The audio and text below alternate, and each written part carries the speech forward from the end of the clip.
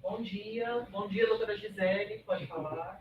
Bom dia, Mara. É um prazer estar aqui para dar seguimento aí ao tema que o Raul introduziu na aula passada. Então, a gente falou de retorno da anticoagulação depois de um acidente vascular cerebral hemorrágico, e eu vou falar de reversão. Então, a gente teve recentemente um paciente que fez uma hemorragia e tinha necessidade de anticoagulação. Então, a gente vai falar um pouco sobre o que fazer na fase aguda, tá? Então, esses são os meus conflitos de interesse, vocês sabem na maior parte deles, que são os estudos em fase aguda, tá? E recentemente eu dei 3 palestras sobre reversão para a AstraZeneca, que a gente está trazendo então, acho que vale a pena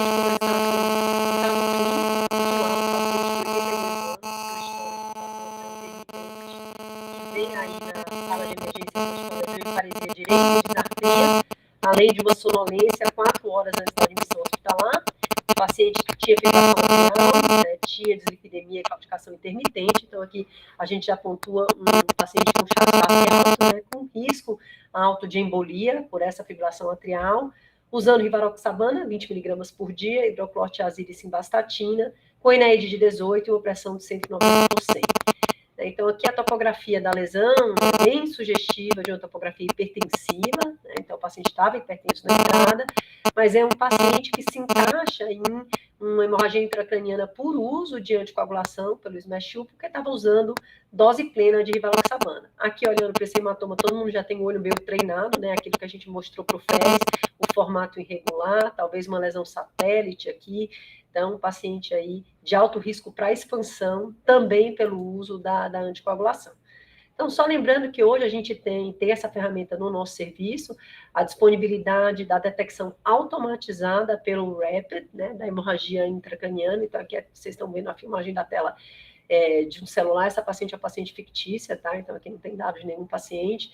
Vocês veem aqui a hemorragia intracraniana, e o RAPID já suspeita aqui da presença de hemorragia.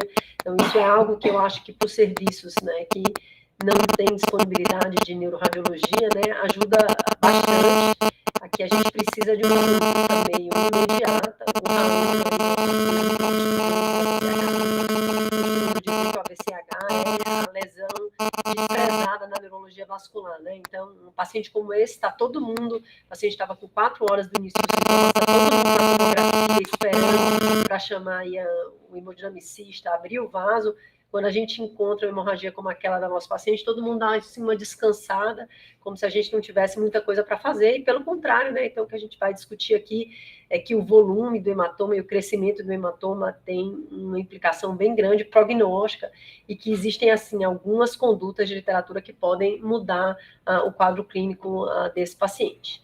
Então, saindo aqui da detecção automatizada, a gente vai falar um pouquinho sobre qual a frequência desse problema, Então, a hemorragia intracraniana é responsável por mais ou menos 15% dos eventos vasculares cerebrais. Aqui no Brasil, a nossa epidemiologia não é tão diferente do restante do mundo, Então, acho que muitos de vocês conhecem esse trabalho, já é um trabalho antigo que a gente liderou em 19 hospitais em Fortaleza. Então, a frequência de hemorragia intracraniana em 19 hospitais durante um acompanhamento de 3 anos foi em torno de 15%. E do mesmo jeito que a gente classifica etiologicamente o acidente vascular cerebral isquêmico, a gente também deve se preocupar com a classificação etiológica dos AVCs hemorrágicos, Então, essa é uma proposta de classificação etiológica, esse SMASH-U, que divide a etiologia dos AVCs em estrutural, por uso de medicação, por angiopatia amiloide, de causas sistêmicas, por hipertensão e o indeterminado. Essa foi uma proposta da Universidade de Washington, e aqui a gente vê a frequência na série deles, de cada uma das etiologias, sendo a mais comum, obviamente, angiopatia hipertensiva, amiloide ficando em segundo lugar. Aqui vai, obviamente, depender da faixa etária que você avalia, Se você tem uma faixa etária mais idosa, você vai ver uma frequência maior de amiloide. E aí você tem, na série de Washington, cerca de quase 14% dos AVCHs associados ao uso de medicação, 5% por lesão estrutural e 5% por doença sistêmica. Então, além do manejo desses pacientes ser diferentes, o prognóstico desses pacientes é muito diferente também. Então, o paciente que tem um AVCH por lesão estrutural, isso aqui é a nossa paciente jovem, com MAV, que sangra. Então, assim, tem um prognóstico muito melhor do que os pacientes que têm um AVCH por causa sistêmica ou por uso de medicação.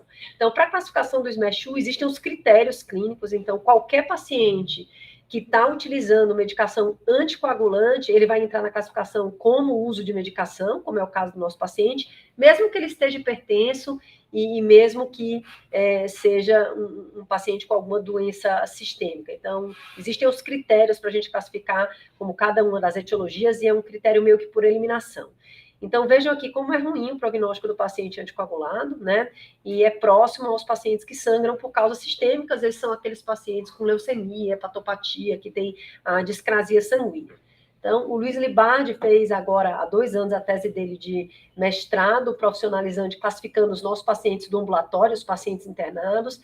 Aqui, ó, chama a atenção que uma série de pacientes, quase 15 a 20%, parece um pouquinho a frequência de AVC isquêmico indeterminado, né?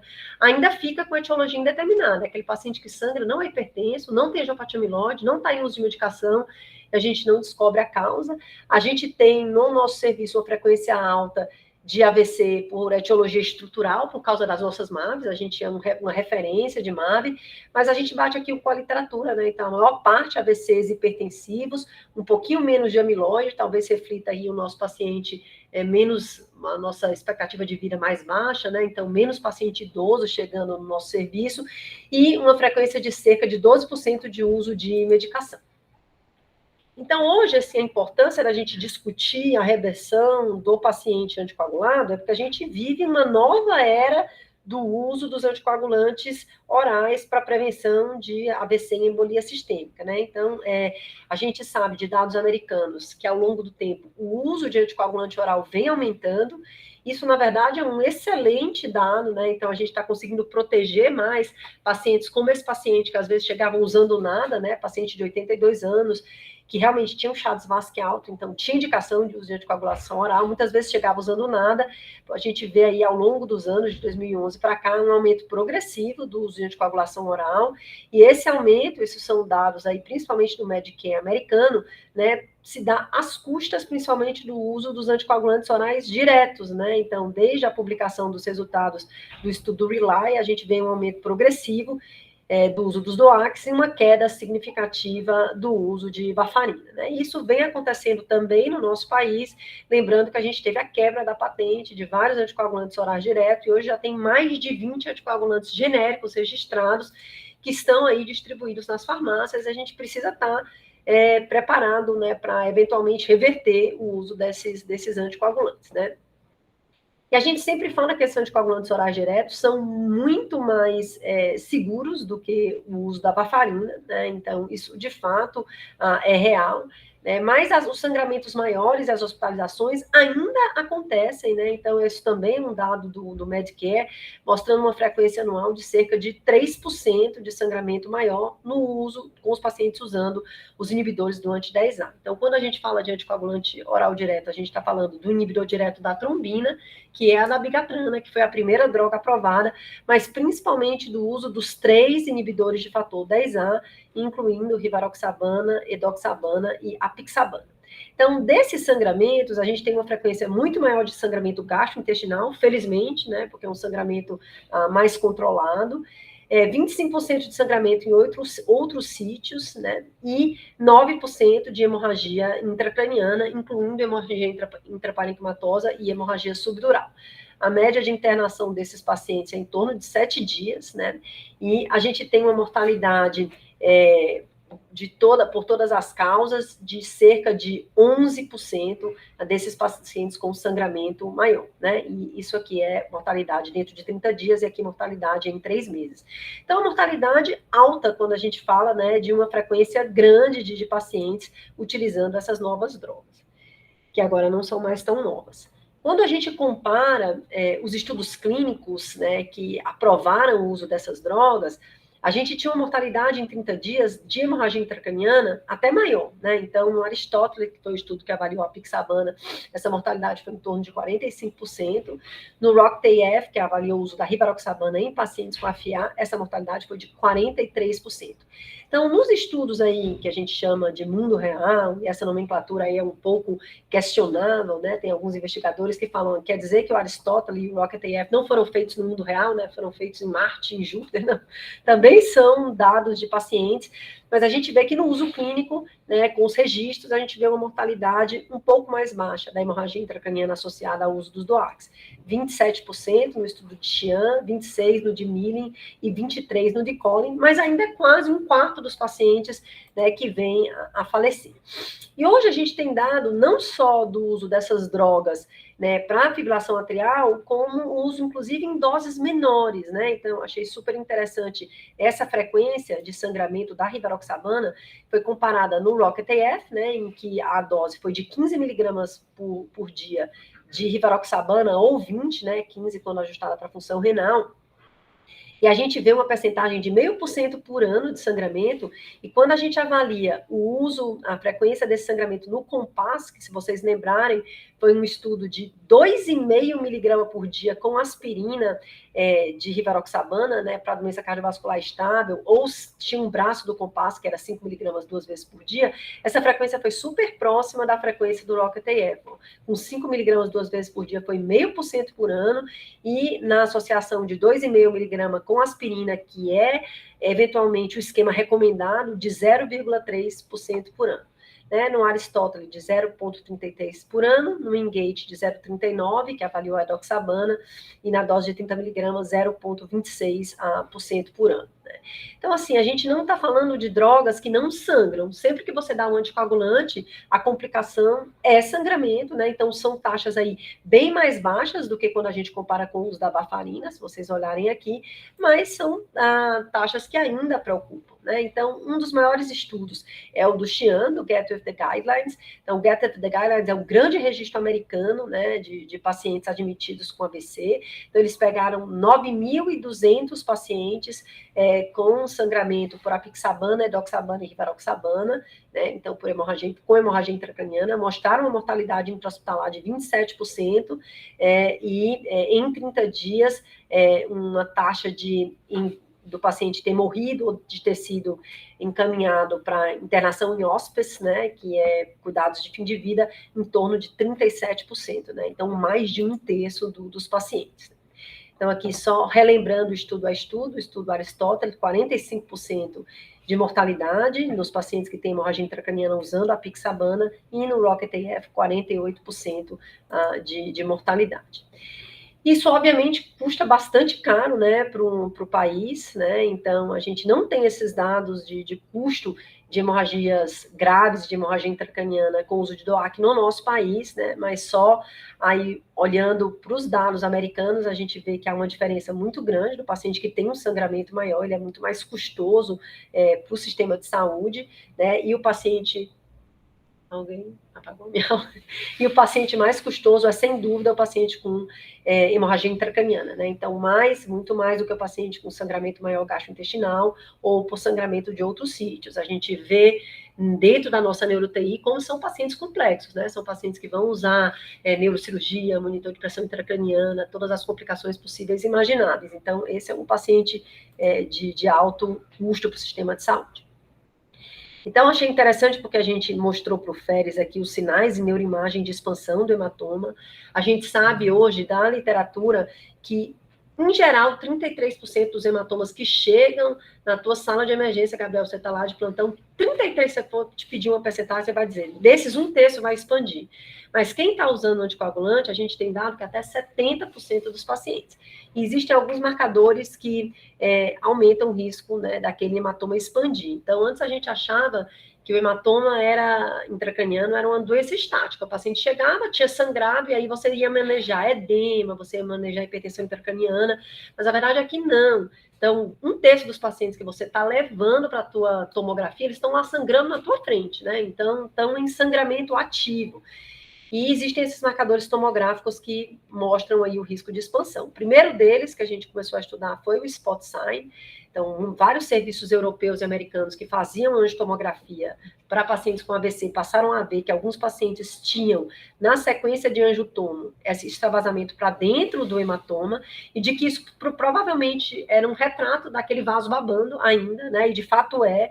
Então, quando o paciente tem o spot sign, a frequência de ressangramento ou expansão, ela é de 70%, 80%, igual o paciente que usa anticoagulante, e esses achados de hipodensidade dentro do hematoma também. Então, aqui o Swirl sign, o black hole sign e o sinal da ilha que eu mostrei ali por Férez no nosso paciente que está internado, né? Então, são todos sinais de heterogeneidade que aumentam o risco de sangramento do hematoma.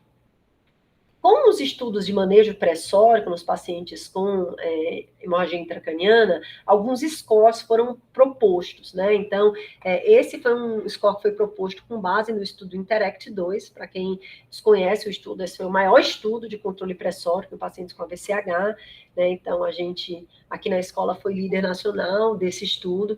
E, utilizando o banco de dados do INTERACT, então, eles encontraram que os principais preditores de expansão do hematoma eram o uso de varfarina, já ser grande, então, chegar grande é ruim, né? Então, o Raul já falava isso na série dele de paciente com AVCH, que é o paciente que tem um volume grande, é um paciente, provavelmente, um hematoma mais instável, e, principalmente, um tempo muito curto para o ictus da primeira tomografia. Por quê? Provavelmente esse é o paciente que você pegou na fase aguda, você ainda pegou ele sangrando. Então, com base no INTERACT, foi proposta a construção desse score do BRAIN, que leva em conta o volume inicial do hematoma, né? Então, se o paciente está em uso de varfarina, se é um AVC, um sangramento recorrente, se ele já sangrou, se tem extensão intraventricular e o tempo, né, do início dos sintomas para a realização da tomografia. E aí esse score, ele calcula a probabilidade de expansão do hematoma, que vai de 3% se o paciente tem 0 pontos, até 31% se o paciente tem aí os 12 pontos, e aí vai aumentando, né, de acordo com o número de critérios.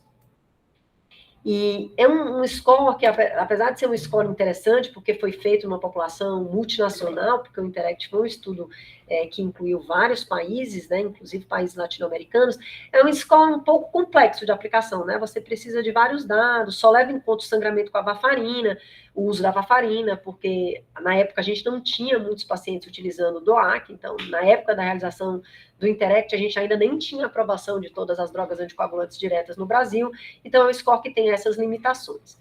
Um outro score que foi feito utilizando a coorte de Boston, do MGH, né, que tem um grupo muito forte que estuda angiopatia amiloide e hemorragia intracraniana, né, e eles criaram um score e depois validaram em 2 bancos de dados, no ATAT-2, que foi um dos estudos que avaliou o uso de antipertensivo na fase aguda do AVCH, e no PREDICT, né, então é um score mais simples, ele avalia esses critérios. Se o paciente tem o sinal do blend sign, né, que são as 2 densidades diferentes aí dentro do mesmo hematoma, que vocês veem aqui, ó, isso comum no paciente usando anticoagulante. Se o paciente tem qualquer hipodensidade, seja o Swirl sign, seja o sinal do ponto dentro do hematoma e o tempo para tomografia. Então, possivelmente, o que esse score fez na hora da regressão logística, né, Fabiano, foi que ele colocou o blend sign como um marcador, talvez, de uso de anticoagulante, porque o blend sign é um achado que a gente vê muito mais no paciente anticoagulado do que no não anticoagulado. E aí ele também deu pontos aí para cada subitem, né, de modo que se o paciente tem os 5 pontos, o risco de expansão do hematoma é de 75%. E aí você pode dizer, bom, são scores interessantes, eu posso utilizar talvez para ser mais agressivo no controle pressórico, mas o máximo que esse score me dá é exatamente o que eu já sei que o paciente sangra, ressangra ou aumenta quando ele usa anticoagulante. Eu não preciso de nada disso. Então, o paciente que usa o anticoagulante, ele já tem por si só um marcador de risco que atinge esse 75% do score do BET, né? Então, parece ser um score que é menos útil no paciente que usa anticoagulante. Então, o que eu tenho para fazer no AVC hemorrágico, né? A gente vai se deter a discutir um pouquinho mais de reversão de medicação antitrombótica, mas a gente tem que lembrar que um paciente que chega com AVCH, ele é um paciente que vai ganhar um combo de tratamento. Diferente do meu AVC isquêmico, né, que eu tenho uma droga que muda prognóstico, né, então, que dá o trombolítico, mais rápido possível para conseguir abrir o vaso ou fazer a trombectomia mecânica, aqui eu vou ter que perpassar por tudo isso, né? Então, eu vou ter que pensar em controle pressórico, reversão do antitrombótico quando o paciente está em uso de anticoagulante, tratamento clínico, lembrando que esses pacientes podem fazer hipertensão intracraniana e que em alguns casos a gente vai precisar aí da neurocirurgia, né? Eu brinquei e a gente falou um pouquinho de reversão no Congresso Brasileiro de Neuro e o Feres dividiu essa aula comigo. Eu falei que o Feres era o que era chamado quando tudo que a gente tem para fazer antes não deu certo, então no final a gente chama o Feres. Então, só para lembrar que um dos primeiros estudos de controle pressórico nos pacientes com AVCH, antes da realização do Interact, antes da realização do ATET, foi do Dr. Raul Valiente, né? Então, aí desenhado como a tese de doutorado dele, que ele avalia 100 pacientes com hemorragia intracraniana consecutivos, admitidos aqui no Hospital São Paulo e no Hospital Santa Marcelina, um hospital de alto volume. E aqui ele já aponta, né, para o fato de que 40% da amostra dele tinha uma pressão arterial sistólica acima de 200 na admissão, né? Ele pinta de coloridinho aqui cada paciente, mostrando como é frequente hipertensão na fase aguda. Na época da tese do Raul, do estudo do Raul, a gente ainda tinha uma certa dúvida de como manejar a pressão arterial. Acho que a gente volta a ter, né? Porque a gente tinha do AVC isquêmico o fato de quando a gente é muito agressivo com a pressão arterial, a gente pode provocar, talvez, isquemia perihematoma, né? E, por outro lado, existia já dados bem interessantes, eu sempre lembro do Raul apresentando o estudo do Kazui, mostrando uma correlação muito nítida entre o paciente estar hipertenso e o risco do hematoma passar disso aqui para isso aqui. Então, como é que a gente coloca tudo isso na balança? Por isso foi importante, né, o estudo Interact 2, foi um estudo pragmático que randomizou pacientes com pressão sistólica entre 150 e 220, né? Então, com o início do tratamento dentro das primeiras 6 horas, os pacientes não podiam estar comatosos, então aqui os grandes hematomas não foram avaliados, randomizou para pressão sistólica abaixo de 140 versus abaixo de 180, a ideia era chegar dentro da primeira hora com essa pressão abaixo de 140, então a gente vai ver que isso não aconteceu, foram quase 6 horas para a gente conseguir colocar os pacientes nesse nível pressórico. Aqui na escola a gente ligou já 120 ml por hora de nitro-ciato, né? Então, principalmente porque em países como o Brasil, a gente não tinha outras drogas, então, para chegar nesse nível, a gente foi bem agressivo. E a gente viu que, para o desfecho funcional, que foi um desfecho funcional de incapacidade e morte em longo prazo, não houve diferença estatística entre o grupo intensivo e o grupo que ficou abaixo de 180, mas quando a gente avalia o desfecho funcional de qualidade de vida, a gente mostrou uma certa diferença entre os dois grupos, e houve uma expansão menor nos pacientes tratados com tratamento intensivo, de modo que a conclusão e a interpretação das diretrizes é que foi seguro, né, baixar a pressão desses pacientes, mas ainda não é uma recomendação classe 1. Principalmente porque o outro estudo, que foi o ATAT 2, né, que foi mais agressivo, né, então baixou a pressão para ficar entre 110 e 139, usando uma droga só, que foi a nicardipina, também excluiu pacientes comatosos, mais precoce, dentro de 4 horas e meia, dentro do início dos sintomas, foi descontinuada por futilidade, não mostrou nenhuma diferença entre os dois grupos, e mostrou que nesse grupo, que teve alvo de pressão entre 110 e 139, houve uma certa tendência a mais lesão renal, né? Então, como é que a gente interpreta isso? Essas são as recomendações agora de 2022, né?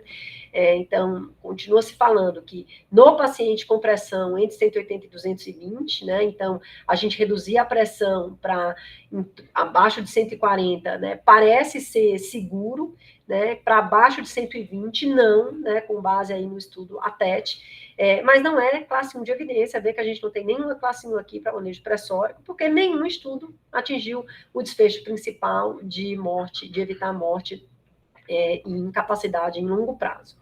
Ressurge aí com o uso da ressonância magnética o medo do aparecimento das lesões isquêmicas, né? Então, a fisiopatologia dessas lesões isquêmicas, elas são múltiplas, a gente tem aí o doutor Luiz Dalfior trabalhando uma revisão sistemática quanto a isso, né, junto com a Eva, de quais seriam os mecanismos dessas lesões isquêmicas que aparecem na ressonância no paciente com AVCH, podia ser por compressão tecidual, né, por compressão de pequeno vaso, ou num paciente que tem aí uma doença microvascular, que hoje a gente sabe que a angiopatia amiloide é uma doença microvascular, a gente podia pensar em embolia e em doença de pequeno vaso, inclusive hipertensiva, né? Então, são mecanismos múltiplos aí. Então, foi isso que a Eva, na tese de doutorado dela, tentou explorar mecanismos outros de isquemia, né? Então, a Eva avaliou uma série de 20 pacientes consecutivos com hemorragia intracraniana, comparou com 20 controles, monitorou com Doppler transcraniano esses pacientes e achou uma frequência de sinal de microembolia. Então, mesmo sinal que vocês pesquisam aí quando vão fazer a pesquisa de MES, mas aqui, obviamente, sem a injeção de salina hipertônica, que era sinal espontâneo, de 35% na série dela, né? Então, já tinha dado de literatura mostrando 25% de achado de lesão isquêmica, e aqui a pergunta é, bom, será que essas lesões isquêmicas que a gente vem vendo na ressonância magnética podem ser microembólicas, ou será que eu estou vendo trombose in situ e eu consigo detectar através do Doppler, né? Então, foi um trabalho publicado na Neurocritical Care que levanta aí a seca aí dos possíveis mecanismos dessas lesões isquêmicas associadas. Então, outro dado importante que a gente vai ter nesses nossos pacientes é o risco de hipertensão intracraniana, né? Diferente dos pacientes com AVC isquêmico, onde quase nunca a gente vê hipertensão intracraniana, a gente tem a indicação de monitorização da pressão intracraniana quando o paciente tem um Glasgow menor ou igual a 8, né? Então, a gente geralmente também indica a colocação de PIC-DVE, se o paciente tem sinais de herniação, se tem hemorragia intraventricular importante. A gente meio que exporta aí os dados do TCE, em deixar uma pressão de perfusão cerebral em torno de 60, uma PIC menor do que 22, tudo isso é importado, né? E a gente evita a lesão isquêmica secundária, tratando febre, tratando hipóxia, e isso é super importante também na fase hiperaguda. Então, não é só reverter a anticoagulação. Então, estão lembrando aí o tema aí de estudo do Fabiano, então, o paciente que tem hipertensão intracraniana associada ao AVCH, ele normalmente muda a complacência, que vocês veem, né, a gente vem falando muito nisso, P2 maior do que P1, antes do aumento da PIC, vejam aqui, essa curva é uma curva real, que esse é um slide da Celeste, que apresentou junto com o Fabiano lá no Congresso da Neurocritical Care Society, ela é uma estudiosa de curva de PIC, então ela mostrou aqui esse dado super bonito, olha que esse paciente aqui ainda tem uma PIC de 17, né, então que a gente ficaria meio tranquilo, mas aqui a gente já vê uma mudança, né, de P2 aumentando, sugerindo a perda de complacência. É interessante que no trauma, a gente vem falando muito do manejo da PIC como uma síndrome da hipertensão intracraniana, como uma síndrome compartimental, né? Então, do mesmo jeito que a gente maneja a síndrome compartimental abdominal, ou então no braço, né? Então, não parece ser só o valor da pressão intracraniana. A gente define síndrome compartimental no abdômen ou no braço, quando, além de tudo isso, a gente tem queda da oxigenação, né? Então, você tem algo aumentando aí o volume num compartimento fechado, então a calota craniana se insere muito dentro desse contexto, né? Apesar dela expandir um pouquinho, isso é a base para o uso do Brain for Care, né? O Fabiano já falou disso para vocês anteriormente, mas a preocupação maior é quando a gente tem um aumento do conteúdo desse compartimento com isquemia tecidual, né? Então a gente começa dentro da hemorragia intracraniana a pensar no manejo cirúrgico, né, desses pacientes. A gente sabe que os trials para manejo cirúrgicos foram todos negativos até o momento, né, então, o paciente que chega herniano, jovem, ele não entrou nos trials de evacuação cirúrgica, né, então,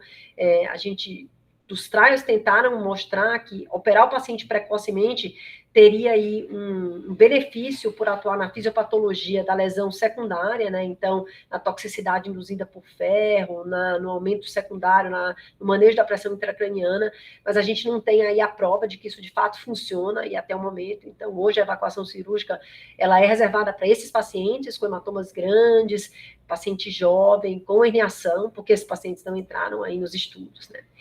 Quando a gente tem manejo da pressão intracraniana, quando a gente tem hipertensão intracraniana, a gente costuma manejar de acordo com como a gente maneja os pacientes com trauma, né? Então, isso aqui também é uma importação da literatura de trauma, né? Então, manter a pressão de perfusão em torno de 60, a PIC menor do que 22.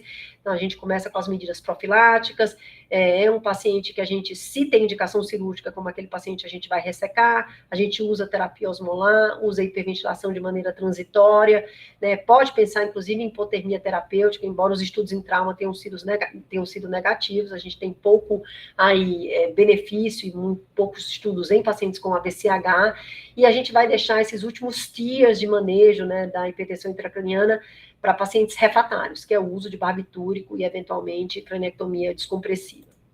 Então, só lembrando que quando a gente usa tudo aquilo no trauma para manejar a hipertensão intracraniana, o que a gente está é tentando diminuir a pressão dentro da calota fechada, pensando de novo na síndrome de compartimento, né?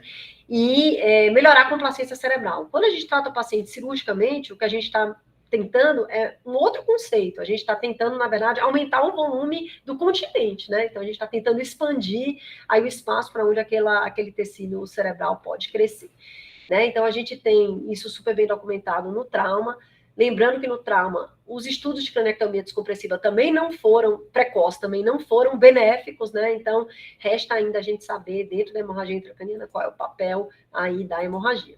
Então, só lembrando de que porque a gente tem uma disponibilidade que não é tão grande de monitorização da PIC na fase aguda, a gente vem trabalhando bastante com a ideia, né, de identificar aí essa alteração de morfologia da PIC antes do número, né? Então, o Fabiano, eu acho que vem juntamente com os estudos aí do Sérgio Brasil, validando o uso, né, da tecnologia do Brain for Care, mostrando que a primeira coisa, que parece que essa curva que a gente está vendo é, de fato, a curva da PIC, e ela parece seguir mesmo, né, o que a gente tem visto na PIC invasiva.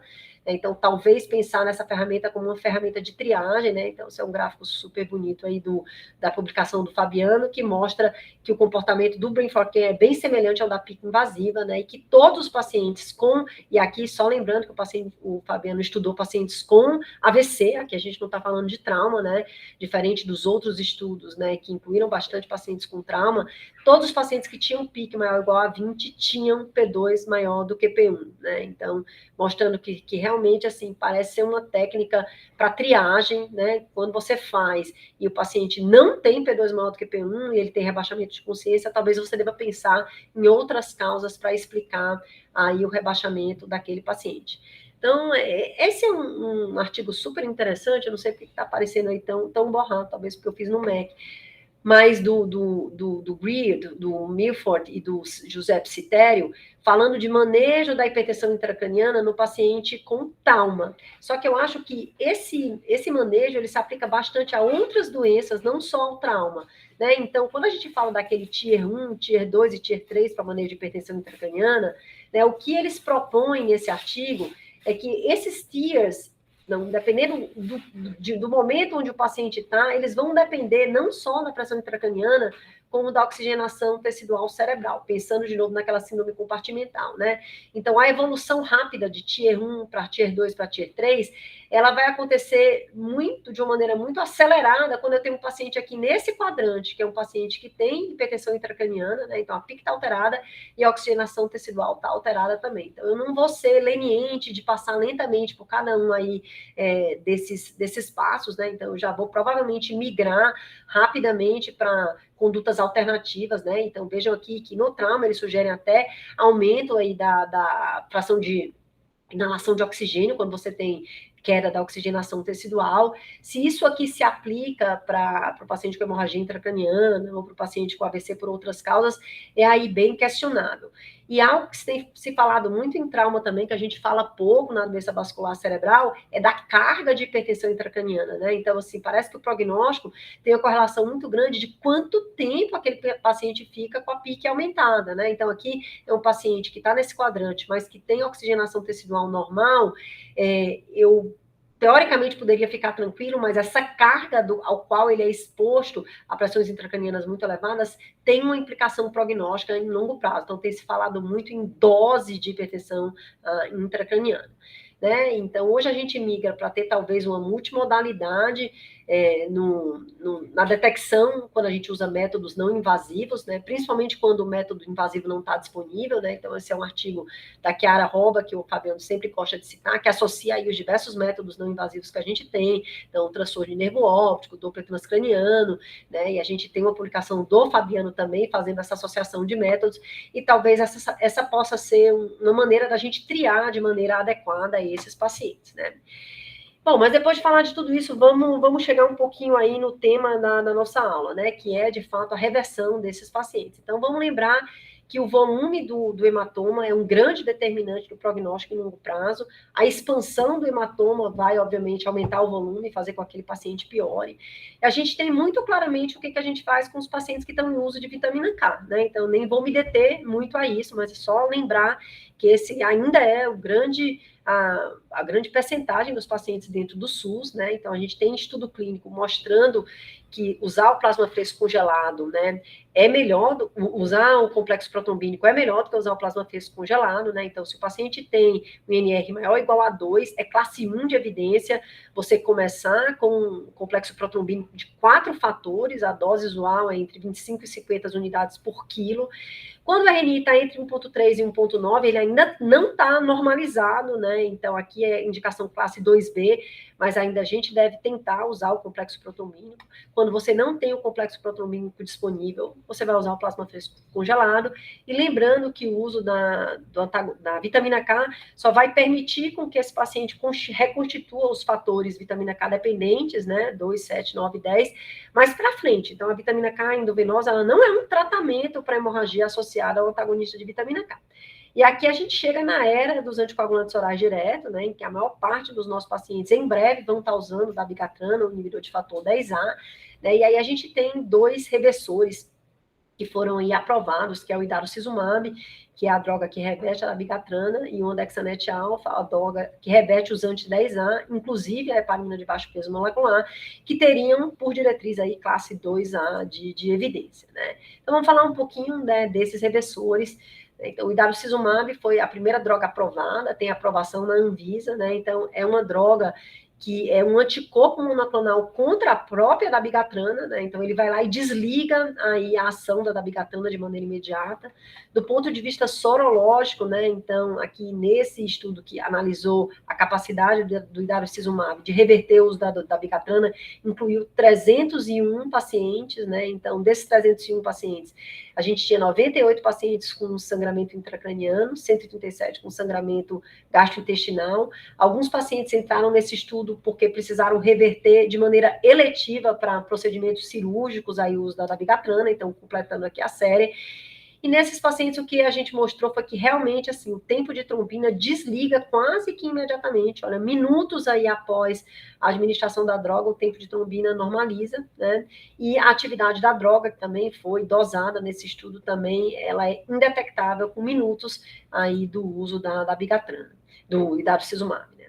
Então, a mesma coisa parece acontecer com o andexanet alfa, né? Então, o andexanet alfa, na verdade, é como se fosse um fator 10A que captura o anti-10A, né? Então, ele tem uma conformação molecular semelhante ao fator 10A que a gente produz, né? Então, como os anti-10A, né, agem se ligando ao fator 10A, então a gente dá esse anti-10A, uma mímica do anti-10A, vai lá, se liga aí à droga e evita a ação da droga no seu sítio de ação, também evitando aí a provocação do sangramento. Então, do mesmo jeito do darucizumab, os primeiros estudos, né, mostraram aí a ação dessa medicação em pacientes usando diferentes anti-10A, né, então aqui diferente do idarucizumab, que serve para a dabigatrana, aqui foi feito o estudo com a pixabana, porque ele é um mimic do anti-10A, né? Então, ele consegue reverter o uso da pixabana, consegue reverter o uso da rivaroxabana, né? E aí a grande pergunta é, numa série de pacientes com sangramento intracraniano, se ele consegue, de fato, atingir o que a gente chama de hemostasia ideal.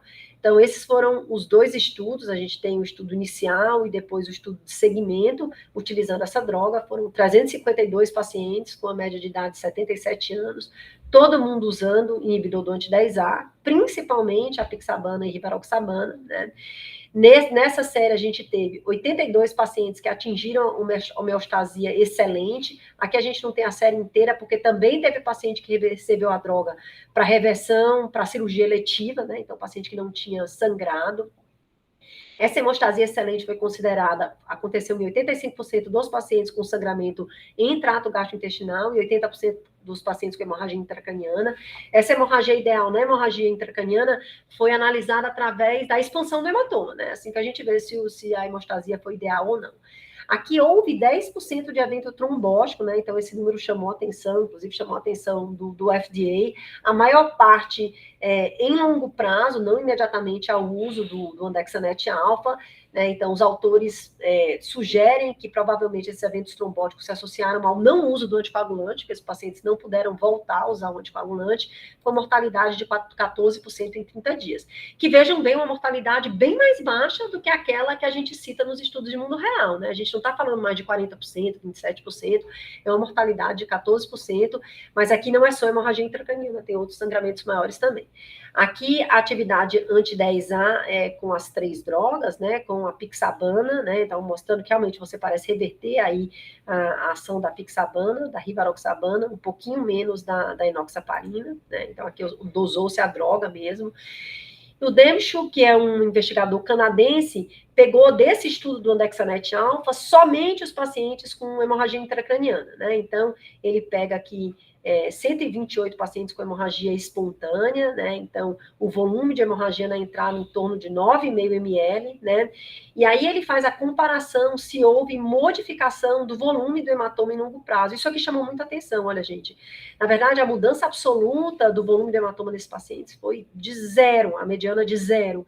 Então, a maior parte dos pacientes não cresceu um só ml, mesmo quando em uso de anticoagulantes. Então, isso realmente é um dado muito forte. Então, ele avaliou tanto hemorragia intracerebral quanto hematoma subdural, também não houve crescimento, né, como hemorragia subaracnoide, que é mais difícil de medir a expansão, também eram só 5 pacientes, né. Então, apesar de isso não ser uma prova de conceito, né, isso muda um pouquinho aí a nossa percepção do risco de sangramento intracraniano num paciente que está usando anticoagulante, onde a gente sempre cotava aquela percentagem de risco de expansão de 77%, né, 70 a 77%.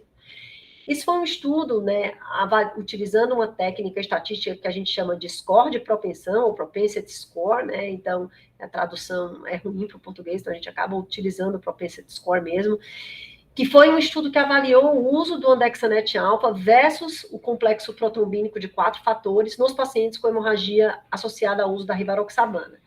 Então, o que o propensity score faz é tentar match pacientes que são semelhantes na tentativa de fazer uma espécie de randomização quando a randomização não pode ser feita, né? Então, são estudos de registro, né? Não são estudos randomizados controlados, mas ele tenta pegar para cada paciente uso de um fator, um paciente semelhante em idade, sexo, utilizando aí o outro fator, e aqui nesse estudo foi Andexanet alfa versus complexo protrombínico de 4 fatores, né? E mostrou realmente aí um benefício do uso do Andexanet alfa com relação ao risco de expansão do hematoma utilizando esse score de propensão, né? Então, meio que aí validando o que o estudo com o Andexanet alfa na fase aguda tinha mostrado. Então, aqui só lembrando que para o Andexanet alfa existe uma diferença de dose se o paciente está usando a dose baixa ou a dose mais baixa do anti-10A, né? Então, se o paciente está usando a dose baixa, a dose vai ser de 400 miligramas, isso tem uma implicação grande, porque a droga é uma droga cara, ainda nem tem precificação no Brasil, então seria a metade da dose se o paciente está utilizando aí dose plena, né? Então, aqui se o paciente está utilizando a Pixa 5 miligramas 2 vezes por dia, e a última dose foi dentro das últimas 8 horas, então a gente vai usar 800 miligramas. Se o paciente está usando doses menores, né, e a última dose foi há mais de 8 horas, a gente vai usar 400 miligramas, isso foi o que foi utilizado no estudo. Então, lembrando que para o darucizumab a dose é uma dose única, tá? Então são 5 gramas endovenoso em 2 infusões consecutivas, né?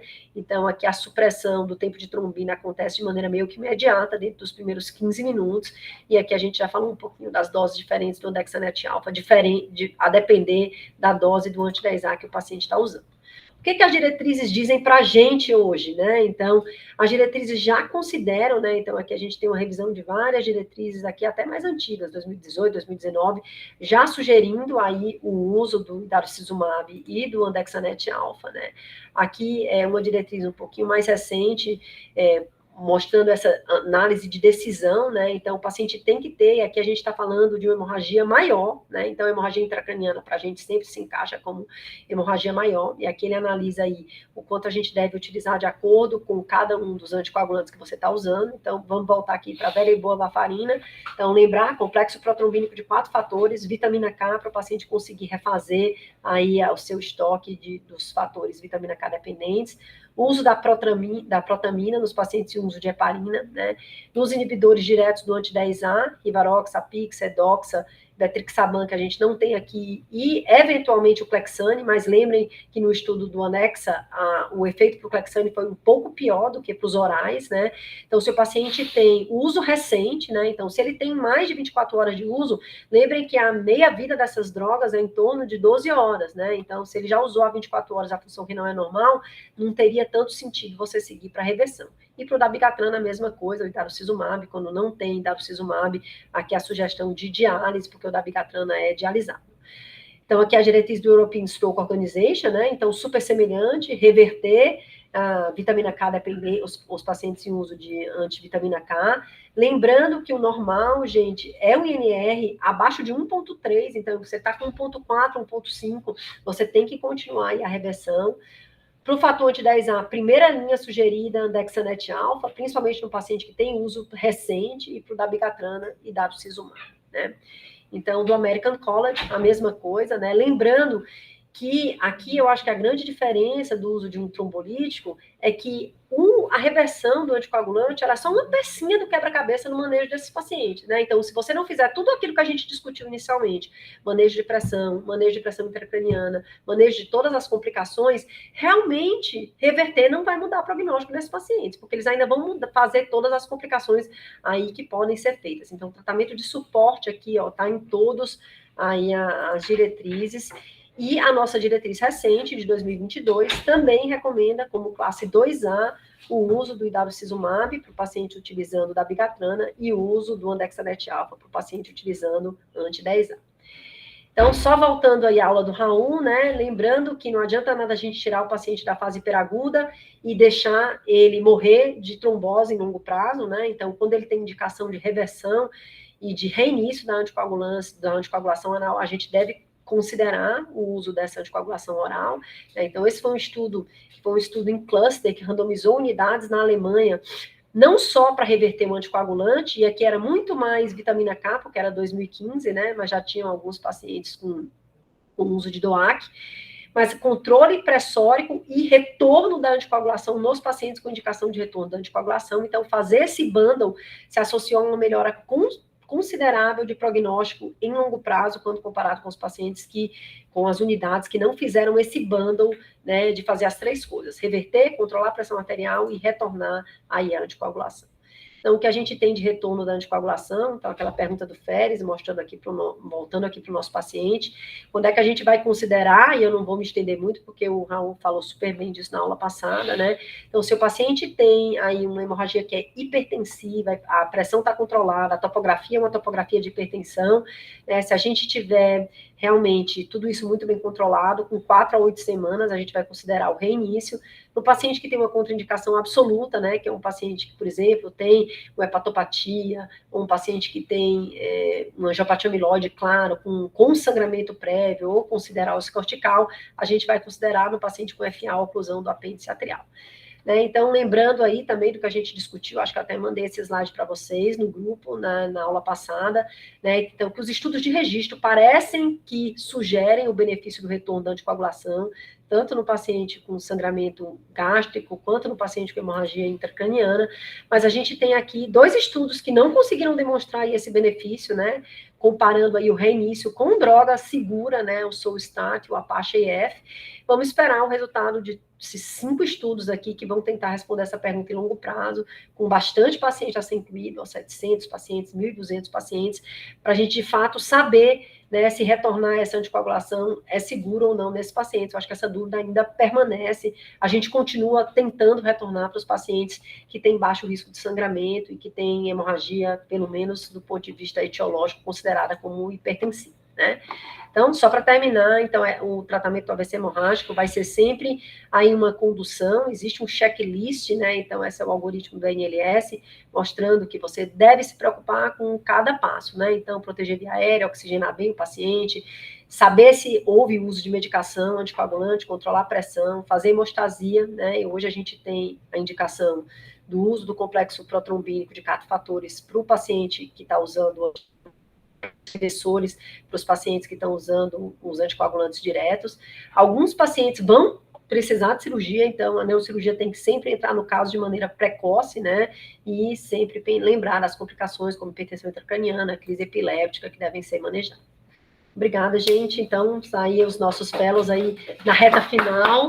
E, por favor, divulguem o nosso fellow. A gente vai ter a aprovação na Câmara Técnica agora, dia 17, amanhã. Então, a gente vai ter o link para inscrição já. E eu já mandei esse slidezinho para vocês divulgarem nos grupos, tá? Acho que é isso. Se alguém quiser fazer de novo, pode ficar. Pode, a gente também pode reprovar alguns. Se a gente não tiver inscrição suficiente, a gente vai escolher uns 2 ou 3 para ficar com a gente aí, um aninho a mais. Acho que era isso, gente. A endoxabana também entrou nesses estudos, doutora? Entrou. Uma frequência menor, né, Saulo, de edoxa, porque foi uma droga que entrou no mercado depois. Eu não tenho a percentagem exata, mas tinha paciente. E a gente, nos estudos sorológicos, ó, a gente tem aqui não tem o quadrinho, mas eles, nesses estudos que são os estudos farmacocinéticos, né, ele consegue reverter a edoxabana, ó, tá aqui também não tem, né, mas consegue reverter a edoxabana tão bem quanto os outros 3. Não aparece nenhum slide, mas entrou sim. Tem só depois lá no guideline se coloca. Na diretriz ela já inclui. Eu não sei te dizer a percentagem de pacientes, é uma droga que aqui no Brasil a gente usa menos, né, mas teoricamente se aplica exatamente igual. Não sei se nesse estudo do Demchuk ele fala nesse que foi especificamente com as hemorragias intracranianas, se ele cita aqui, se ele cita edoxa. Não tem nada nessa tabela. Eu vou procurar, Saulo, quantos pacientes tinham.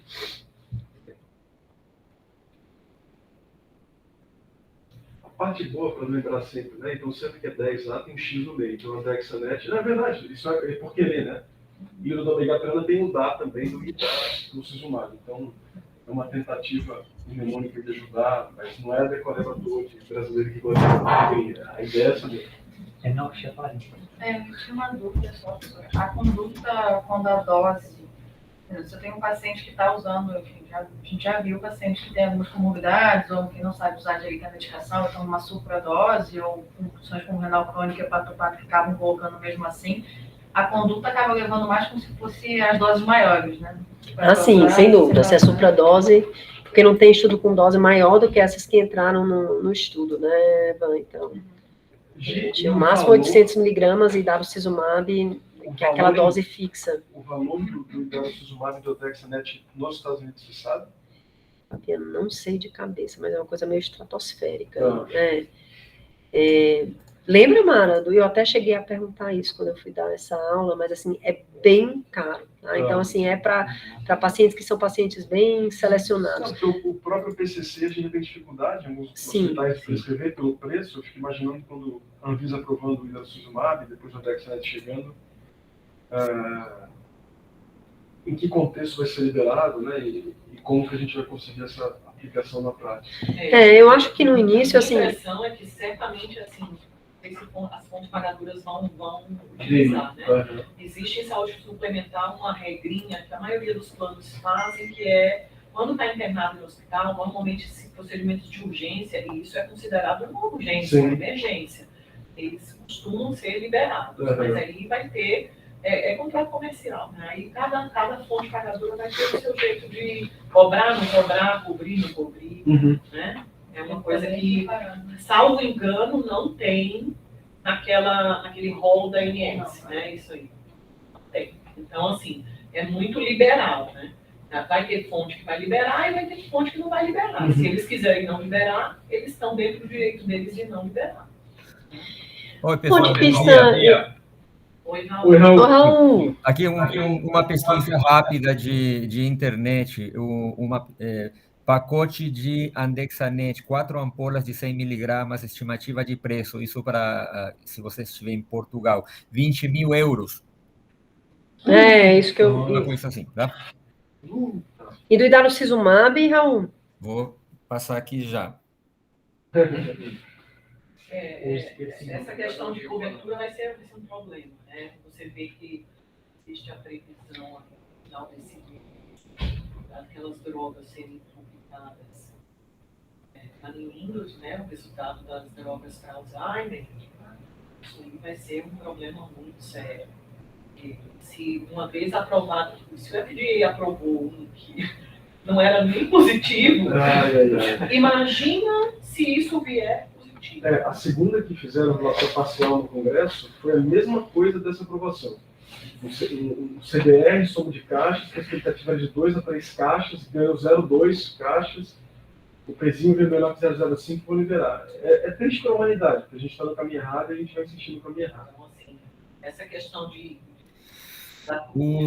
Dessas drogas o Praxbind tem preço aqui, sem imposto. imposto. É o Idarucizumab, né?